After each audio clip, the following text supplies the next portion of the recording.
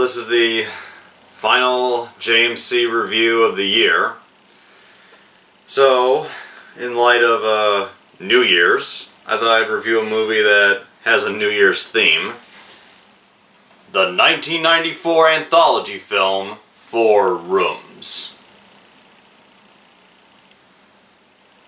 Now, I'm pretty sure there's a ton more New Year's Eve or New Year's Day themed movies, like New Year's Evil, but I sadly have not seen that one yet, so maybe next year. But I really wanted to have the final review of this year, at least around New Year's, be 4 Rooms. And it's also sort of a Quentin Tarantino film. Let me explain. In 1994, 4 up-and-coming directors at the time, Allison Anders, Alexandre Rockwell, I think that's how you pronounce it, Robert Rodriguez, and Quentin Tarantino, and they all came together. I think they were all friends at the time, or they all knew each other on the indie circuit, and they decided to make a film where each one directed their own segment. But unlike certain anthology films, these stories would all be connected. And the thing that connected them was one particular character, Ted the Bellhop, played by Tim Roth. The movie is about Tim Roth's character, the only employee still working at a slowly dying hotel that was once a place of the stars, that kind of thing. And it's about his misadventures throughout the night, revolving around 4 particular rooms. And the general reception to this movie was pretty mixed, and the opinion that a lot of people have is the first 2 stories are complete shit, and the second 2, the ones by Rodriguez and Tarantino, are either very good or very great. I don't think I have anything new to add to that assessment because I kind of agree. The first half of 4 Rooms is extremely painful in my opinion. I do enjoy Rodriguez's story and I love Tarantino's story. But the first half of 4 Rooms is so bad that if I watch it again, I just go to the scene selection and start at Rodriguez's part.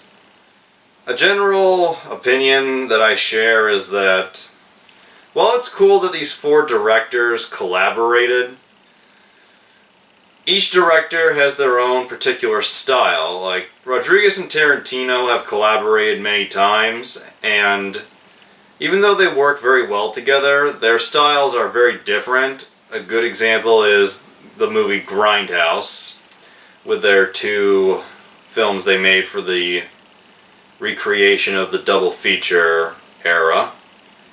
And here we have 4 different directors, each with their own particular style, and also they're all sharing the same character. And as such, this character that's supposed to connect everything kind of goes up and down in as far as personality and tone at times. Because it's 4 directors, the tone shifts quite a bit. They're all kind of going for, I guess, screwball comedy.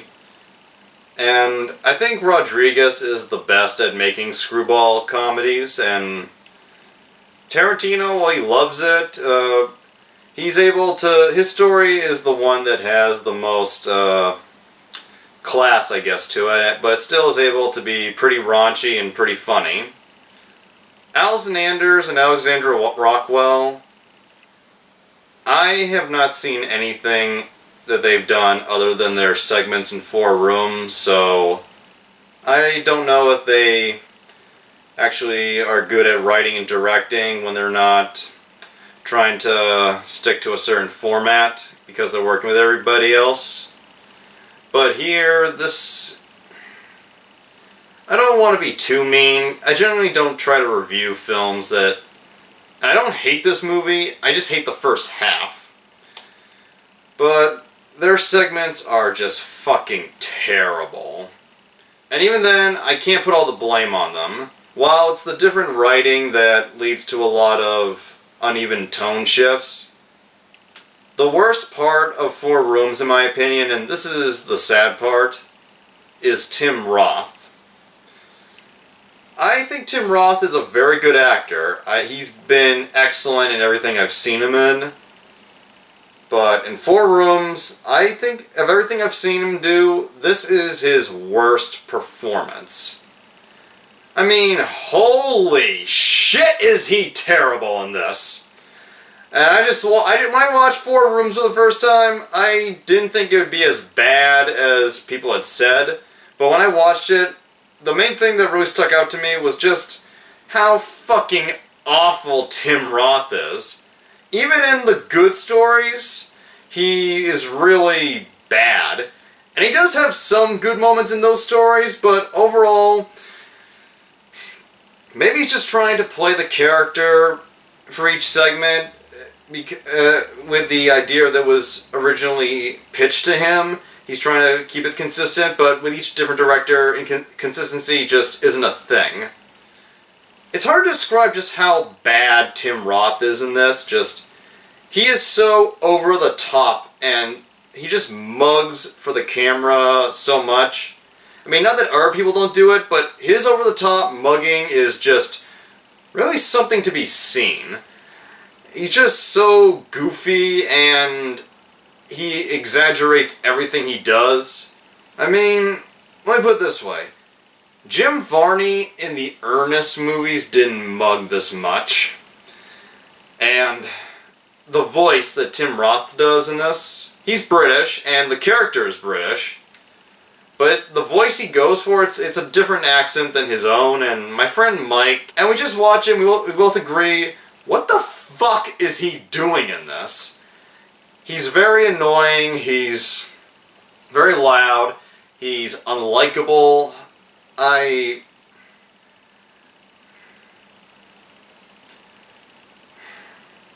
He does have a few good scenes, but they're way at the end of the film, primarily in Quentin Tarantino's story, and I'll be honest, I'm gonna review this movie in 2 sittings. The first half of Four Rooms is such a strain to get through that I can't properly review it in just 1 sitting. I'm just gonna review the first 2 stories today, and then Thanksgiving's coming up as when I'm filming this, so gonna have fun time with the family and then get on to the good half. Before I start, I just want to mention a few quick facts about the general film before I get into the individual segments. Four Rooms was produced by QT's longtime producing partner, Lawrence Bender. He's the producer of Pulp Fiction, Reservoir Dogs, Jackie Brown, and he even has a small role in the film, which I'll get to later. The music in this film, which is pretty good. The hotel in this movie is meant to be a classic hotel, and the music score is primarily set to be kind of a throwback to the type of music you'd hear in the 1930s or 40s, and it's a pretty cool jazzy tune, I guess. Maybe jazz isn't it, I'm not a fucking music expert. And the music score is done by this person whose name is, apparently, Combustible Edison. Musicians. And a few quick trivia facts. Just get this out of the way. The idea for Four Rooms was originally thought up by Alexandre Rockwell, so don't know if that's good or bad at this point. And the role of Ted was originally written for Steve Buscemi, and as inconsistently written as the character is, and as unlikable as he is, after seeing Tim Roth, I think Steve Buscemi, if not make it great, he could have made the role a lot more tolerable. At least not British, and it's a shame because I usually love British accents. And also, and I really can't tell if this is good or bad, but there was originally supposed to be a fifth director attached. Richard Linklater, the director of Slacker, Dazed and Confused, School of Rock, and Boyhood. And I don't know what happened, but apparently he decided not to participate before production even began. So 5 rooms it was not.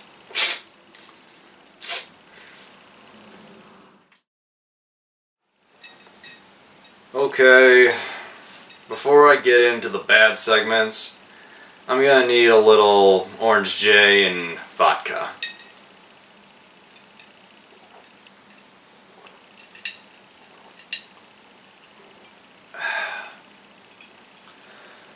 Okay, let's get started. First off, for the first 2 stories, I'm not really going to go into the behind-the-scenes stuff. Not because I'm trying to rush, but there really isn't much information on the behind-the-scenes of the first 2 stories because I'm guessing because nobody gives a shit about those stories. Maybe I'm wrong. Hope I don't come off as 2 Tamara Chambers right now. But, the first story is called The Missing Ingredient, and this is the one by Allison Anders, and this story is bad, but I'll give it credit, it does have a few funny jokes in it. Not enough to save this 20-minute short film pretty much, but there were a few funny bits.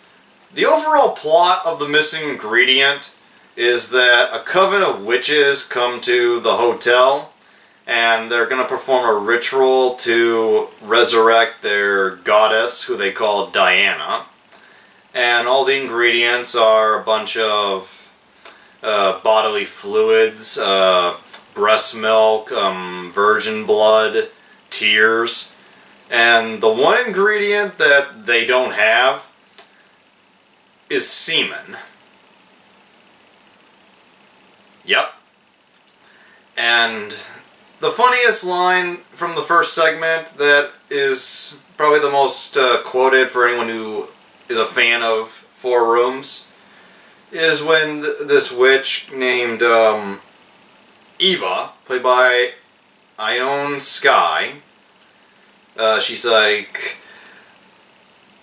I was to bring you fresh sperm, and I had for my bill, I had him erect, something something. He was hot. It was hot, so hot that I swallowed. And that's funny. And the first segment normally could be a fun, raunchy bit, but even though the second story is bad, all of the other stories in 4 Rooms are all centered around something either crime or illegal related.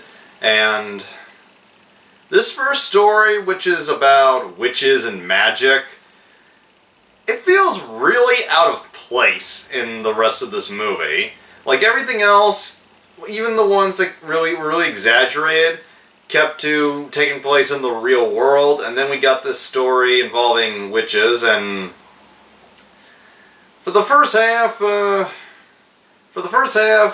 it could be led to believe that these are just a bunch of nutty bitches, but then when the woman says, I swallowed, the head witch, Athena, played by Valeria Golino, she just breathes fucking fire, and it is so fucking bizarre.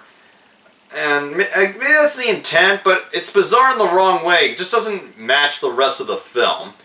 And how does Ted play into this story? Well, where do you think they're gonna get the fucking semen they need for their ritual? And the other witches leave they call Ted up and they leave him with Eva, and she tries to seduce him, and he just acts all jittery like, no, no, no, no, no, no, no, no, no, acting all British and faggy. And then when seduction doesn't work, she puts a love spell on him, and he has sex with her, all the while saying, "Oh, oh, oh, the boss is gonna kill me." It's really annoying, and first off, if you could put a love spell on him that would make him have sex with you, then why didn't you use that first? Why are you bothering with seduction? I mean, these women are, for the most part, pretty hot, but if time is of the essence, just do what you can do. I mean, it's like in Batman vs. Superman when Lex Luthor had Superman's mother held captive to blackmail him to fight Batman. Instead of going with it, Superman should have just dropped Luthor off the building, flown down, picked him up, and then done it over and over until he fucking agreed. There are easier fucking solutions. And number 2. This scene was a little awkward to watch, and I just felt unsure what to think, because this scene came off, to me, as a little bit rapey. Just, like how she puts a spell on him that forces him to have sex with her, and even though the character eventually gives in and seems to like it and reflects on it as the positive of the night, still,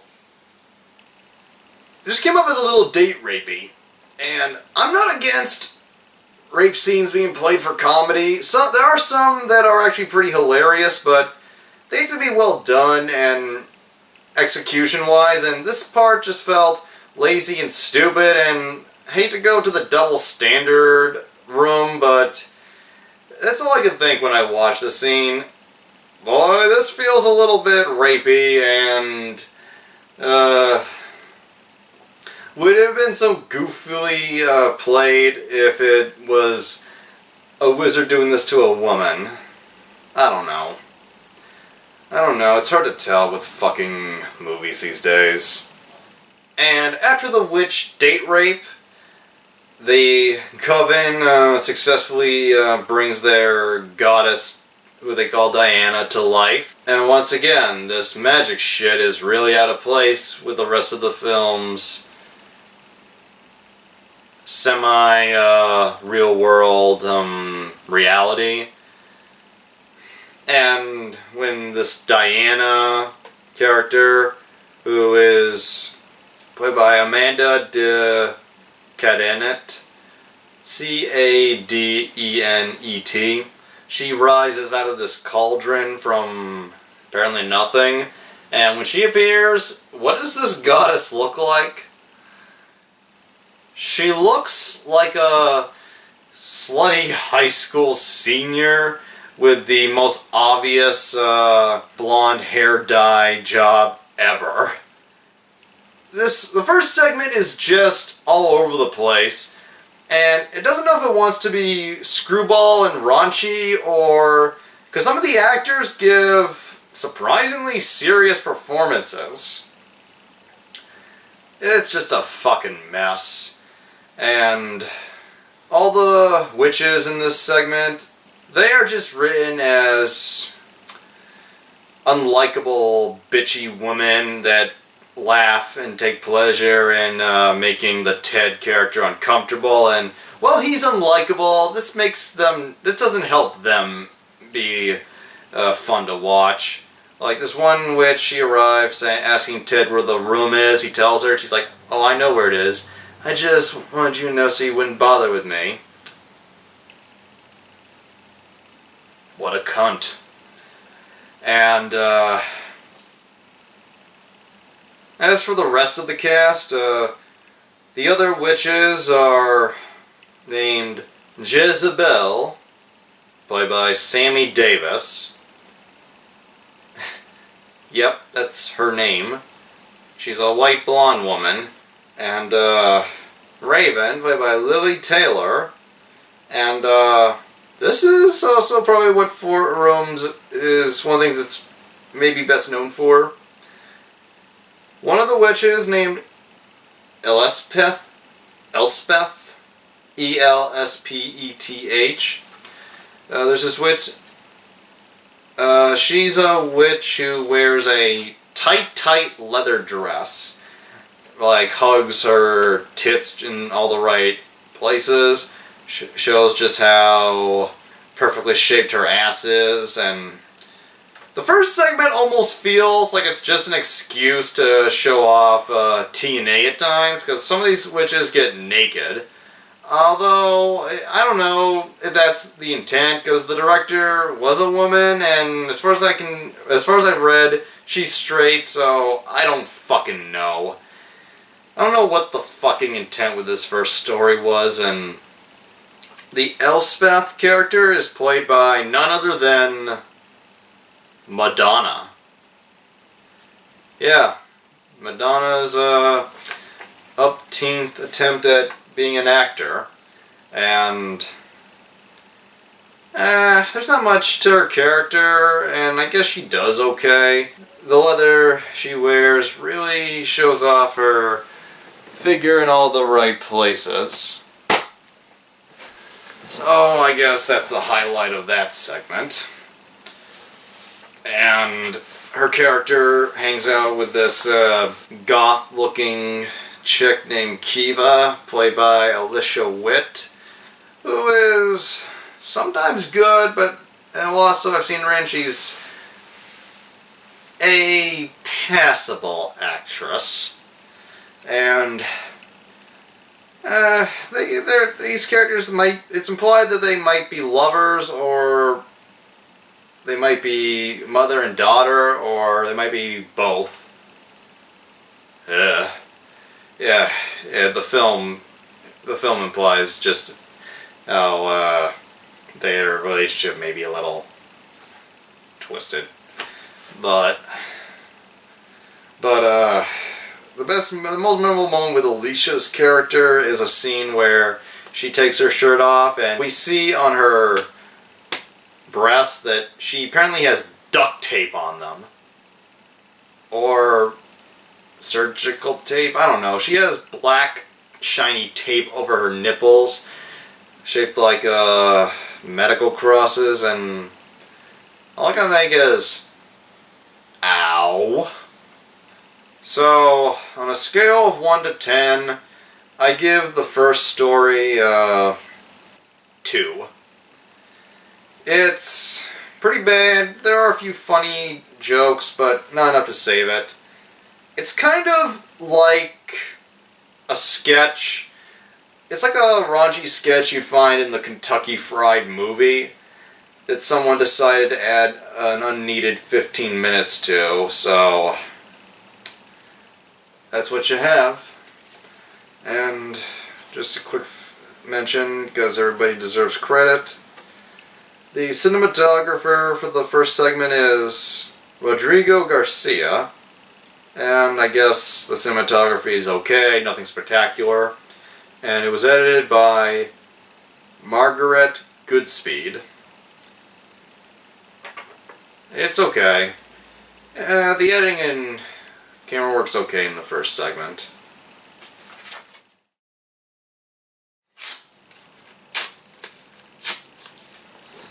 Okay, time for the second story.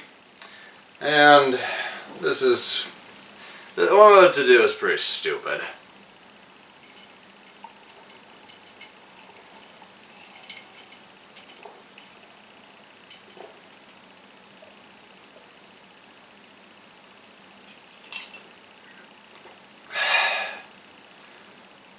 Oh boy.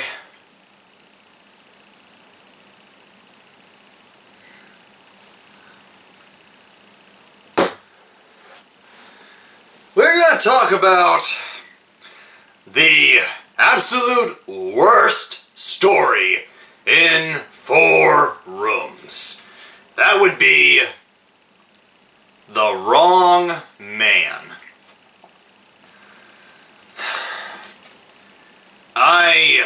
Wow! Is this awful? The Wrong Man makes the missing ingredient almost look passable. I fucking hate this fucking segment. It makes no fucking sense. Ted is called up to deliver some ice to some room, and he's called in by a guy billed as long-hair yuppie scum who's asking for ice, and this is Lawrence Bender's cameo in the film. And he gets the wrong room, apparently, and Ted shows up, swing, in a way that makes you just want to punch him in the fucking head. And he shows up smoking, and he puts it out in the ice bucket and puts his gum out in it, and what a fucking ass cunt. He goes in, and immediately this guy, played by David Proval, sticks a gun in his face, and we see this guy's wife, Angela, played by, once again, surprising, Jennifer Beals.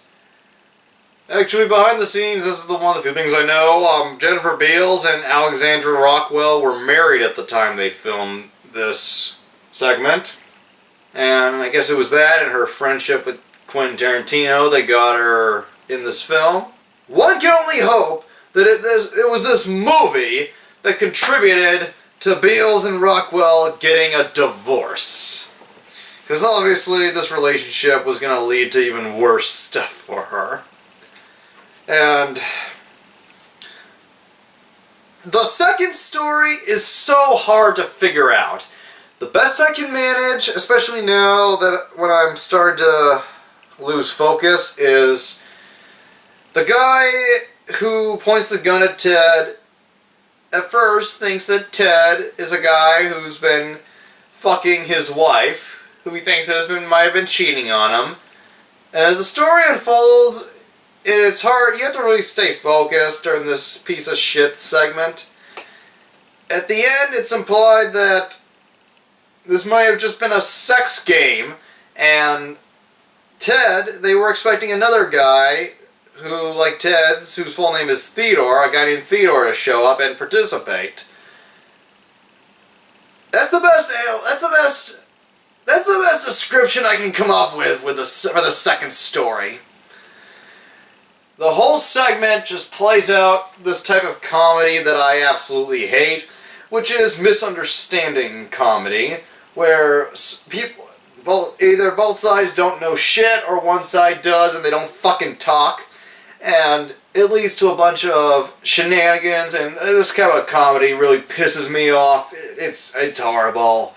This whole segment is fucking horrible, and I hate it. Tim Roth is at his worst in the Wrong Man, the second story. He is just so awkward, uncomfortable, acting almost retarded.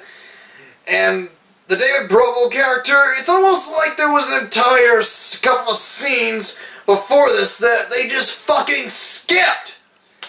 I just can't fucking understand it. And Jennifer Beals, all she does is moan with a gag in her mouth because she's tied up. The guy's tied her up. And her moaning through the gag is fucking annoying as well. And she tries to signal Tim Roth to take it out. And he's just like, what? Get a hit, you fucking jizz bag. Oh my fucking God. Sorry. I'm a little drunk at the moment. It's okay, I planned this. There was no way I was going to talk about the first half of Four Rooms sober. And, the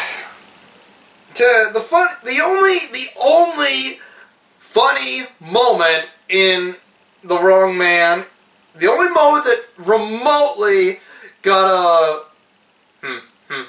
out of me is when Ted's trying to escape through the bathroom window, and he's on like the 3rd or 5th floor, and he looks up and sees a guy sticking his head out, and it's Lawrence Bender's character, and Ted,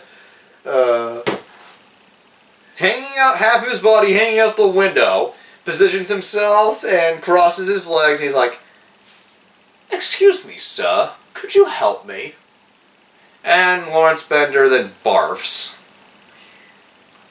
The hanging outside the window, supporting by his legs, is the only funny thing in this fucking story.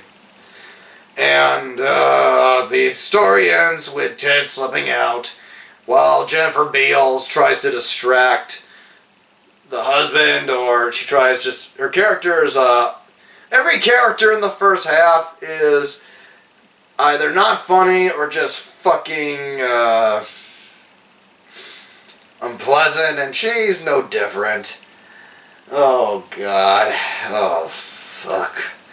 She just goes on a... She plays into the idea that maybe she and Ted had an affair, and she starts listing a bunch of nicknames for his fucking, dick, and... so maybe this could be funny to some, but for me at that point, it was just...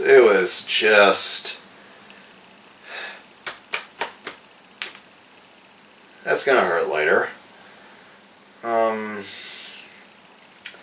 The editing in this segment is done by Elena Maganini. Maganini.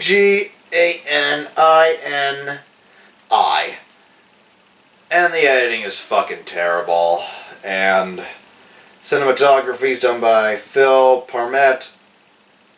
The cinematography's okay. I'll give it that, it's okay. It's also got these really bizarre moments, like when Ted's hit in the head, and he daydreams about having a baby that's also wearing a bellhop uniform. It's weird. The whole second story's fucking weird.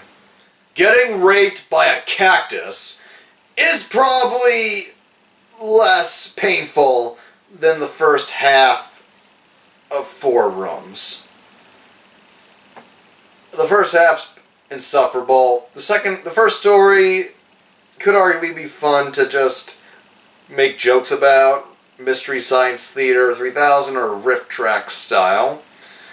Second story, if you consider it a short film, it could be considered probably the worst short film of 1994. Tim Roth blubbers so much in the second story, you just want to bitch slap him and say, "Speak up, you dumb cunt." And that is as far as I can go right now. It's as far as I care to go with the first half. We're gonna take a little break, and then I'm gonna, much sober wise, cover the second half, which is actually pretty good.